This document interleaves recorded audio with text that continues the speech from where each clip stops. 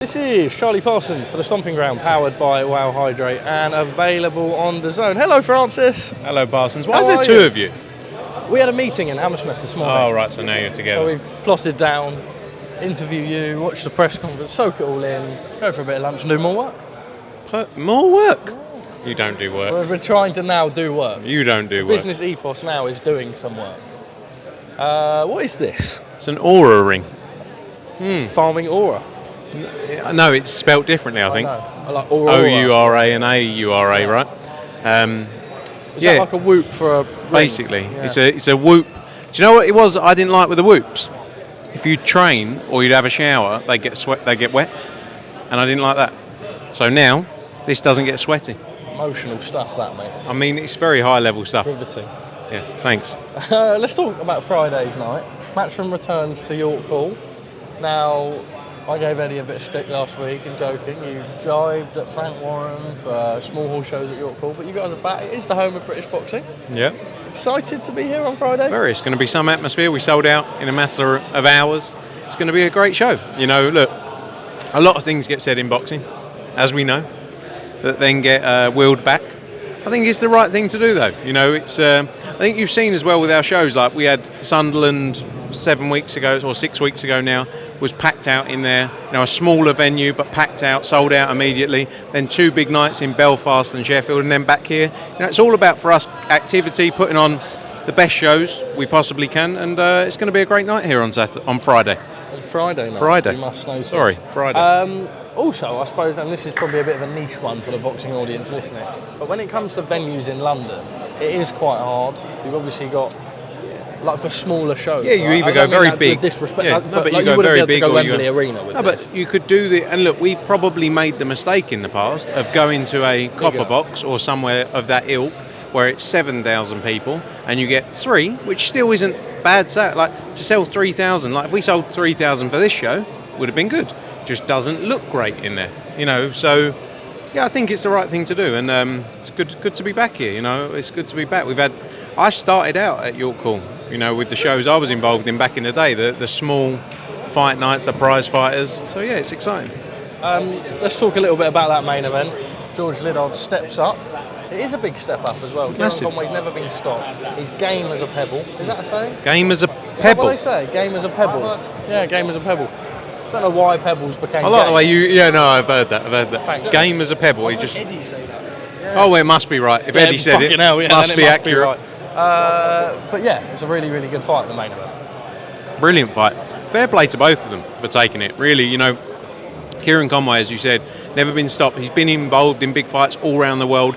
George Liddard really stepping up early in his career, you know, and testing himself, and respect to him for doing that. You know, and as well, I said the other day, for a lot of fighters in Kieran's position would have looked at Liddard and thought, you know, he's obviously more of a prospect coming through. That's not a fight I'll take. But fair play to both of them. It's going to be a great fight and a cracking main event. Talk a little bit about the card as well. Jimmy Sains returning. Yeah, Jimmy Sains, you know, back out. He was exciting in his last Sold fight. 1 million tickets? 2 million, actually. Yeah, I mean, that's why it would have been good to go to somewhere a bit bigger, because with the 2 million ticket sales. Banter. I mean, you've got tremendous banter. But Shannon Ryan against Chloe Watson's a brilliant fight as well. Really good fight. And these are the kind of fights we want to make. You know, TMA Ayton back out on the card. Laylee, Adam Maka. Just top to bottom. Jermaine, who's Derek Chisora's nephew as well. I'm excited about it. Feedback on last week, 2 shows. I know that on the same night. I know that you try not to do that as a business where you can. Obviously, the arena and the venue for Philadelphia was there. In comes Dave Allen against Arsenbeck Matmador. Not to be for Dave, and a fantastic performance for Boots. How do you assess the whole of last week? Yeah, it was a brilliant week. You know, the fight night in Sheffield was just unbelievable. You know, the atmosphere. I said it to Dave in the ring afterwards. Like when he walked out to my way, it was up there with one of the best I've seen. You know, albeit not the biggest crowds we've ever had, you know, it's not 70, 80,000, but some nights, a bit like Casey Taylor nights, where people are really behind the fighter. That's what Dave Allen had behind him. You know, it didn't go his way, but he dared to be great, didn't he? He tested himself. He did something that a lot of fighters in the sport don't want to do. So all respect to Dave Allen. He'll be back in bigger fights moving forward. Janae Boston as well, that fight. Shout out to him. Shout out to Bilal Fawaz on a brilliant win, but a great fight there between those two. Reaction. Yeah, what a reaction. He didn't realise he won. I don't think any did. I think, to be honest, the way the scorecards were read out weren't ideal. Didn't help the reaction. And then obviously Philadelphia afterwards, John Boots Ennis showing just how special he is. You know, unbelievable performance. You obviously had the heavyweight fight on the card as well. You know, Vianello beat Barriere that night, but a great fight there. So yeah, it was 2 big nights and exciting times for boxing. Frank Warren called Alan Makhmadov a donkey derby. Says he puts on proper fights. What is your response to that? Oh no, I'm not getting back in the days of going back and forth with Frank. You know, now we're on DAZN. What do you make of that? No, but look, each to their own. Look, it proved itself in the number of tickets. We had nearly 10,000 people in there. People want to be entertained, and that's what you get. People love Dave Allen, you know, and I am not biting back. I'm saying it was a great night in a great venue, packed out, and that's what we aim to do. Successful reaction to your announcements. Obviously, we see Ben Whittaker's first fight with Matchroom November the 29th. The following week, Monte Carlo. What a show you've got on there. And then to Stockton the following week with Diego Pacheco headlining with Tito Mercado on the card. God, I'm on the ball today. Mate, you should be a promoter, to be honest. You leave me nothing to say, but November 29th, great to get Ben Whittaker out so quickly. You know, WBC silver title on the line there as well. Obviously the big rematch between Cameron Vong and Gavin Gwynn on that card as well, which is great. More to be announced there. Also, Molly McCann's back out. Ibrahim Spider Suleiman's back out on that card as well. Very quick after his fight on Saturday night. December 6th, probably the best show we have ever done in Monaco, I would say. Top to bottom, Shabazz Massoud. How come? You know, sometimes the stars align, you know, and it's just a great fight card. You know, Shabazz Massoud, Peter McGrail finally happening, exciting for that fight. It's a real 50-50 there. Beatrice Ferreira against Elif Turhan is a spectacular fight. 2 fighters we promote in both the main event, Chief Sport, and then the same in Conor Walker against Pat McCormack. We want to make real fights. We want to make proper fights, whether that means fighters we work with on both sides. Hugo Mikalev fighting Sean McComb, obviously the Prince of Monaco, not the actual Prince of Monaco, but you know, that's what he calls himself. And Johnny Fisher back out in a heavyweight. Fighting Prince of Carpets. Yeah, I know, the Prince of Carpets. Yeah, Iranian Prince of Carpets, your mates, isn't it? Yeah, great show there. December 13th, what a main event. Diego Pacheco against Kevin Lele Sajo. 50 fights between them, 41 knockouts. What a main event. And then Flores, we're working on a fight for Flores as well in that card. 2, Tito Mercado, as you say, and then a few more bits to be announced before the end of the year. Did you see the IBO's comments?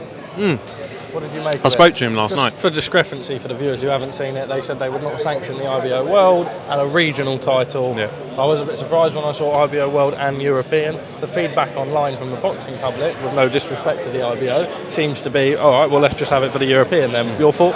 I spoke to the IBO last night. I spoke to Ed Levine. He said that's not something they've ever done. You know, when you look at it from both perspectives, obviously Shabazz is the IBO champion. Peter wanted the opportunity to win the European title. Let's see. I mean, it's not a showstopper. If you pick one or the other, where do you go? Let's see. Oh, come on, Frank. What holds more weight in your opinion? What's that? The European title or the IBO? Oh, I don't want to get myself in trouble. I'm a politician, I'll aren't I? just give you a no, I know what. I'll be a shit journalist and give you a get out of jail free card. You're going to say the European. You just said Am it. I? Yeah, you just said it a minute ago. That is what you just said to people. No, I said that's the boxing public's consensus. Look, it's not that big of a deal, is what I'm trying to say. You know, that's all. Not the question I asked. I know, but I'm Frank. answering the question I want to ask. Shock. TKV injured as we see the postponement of BBC's Is it true? show. I don't know. Yeah. Is it announced? Not formally. So how's it true? Francis. TKV injured, meaning that the show next Saturday, BBC's first show, is postponed. We're believing the rumoured date will be Ben Whittaker's main event show, Night on DAZN. Just your thoughts. Cool. I hope TKV's all right. I like him, nice guy. I like Fraser Clark. It's what it is, isn't it? I mean, I don't know what they're saying about the date. You know, Looks like November 29. cool. Like not really. We're focused. I said this the other day when they asked me about. Obviously, we weren't involved with the 2 October 25th shows that they were going up against. So be it. It's happened before. It will happen again. You know, you're not going to change it. Doesn't matter what you think. We know what we got with Ben Whittaker, hence why we push so hard to sign him. People want to see Ben Whittaker box, and they will be tuning in to do that. I'm sure they'll get a good audience on that fight as well. Moses Atama has been called to fight Kubrat Pulev. Thoughts on the fight, and would you class Moses as a world champion if he wins for the WBA regular there? I don't think if anyone else was in truth, and this is Moses is special, and we're going against anyone. But I think if you ask most people, the WBA regular, if we were to do a fight, people would be saying the same thing. Oh, that's not the full title, blah blah blah. But the reality is, if Moses fights Kubrat Pulev, fair play to him at that stage of his career. Moses is going to go all the way. He's very special and excited to see the journey. So if that's the fight next, looking forward to it. Obviously, all the beef between yourself and Simon Jordan last week. This isn't, not that I ever really come with a proper journalistic question, but Eddie said he thinks Simon Jordan hates you a lot more than him. Yeah, 100%. What are your thoughts and why? I don't know. You think like Simon Jordan worked his way from nothing, from what I can see or tell. I don't think he came from money. He did amazing things. Did you? Yeah, I mean, I haven't done what Simon Jordan's done, so respect to him for doing what he did. I also haven't lost everything nearly like Simon Jordan has. So, only time will tell. I don't know what all the hate's about. Like, maybe he's all right. He just says stupid stuff. He says I'm classless, I'm a bag carrier, I'm a tea boy. Yeah, I'm great at making tea. Like, brilliant.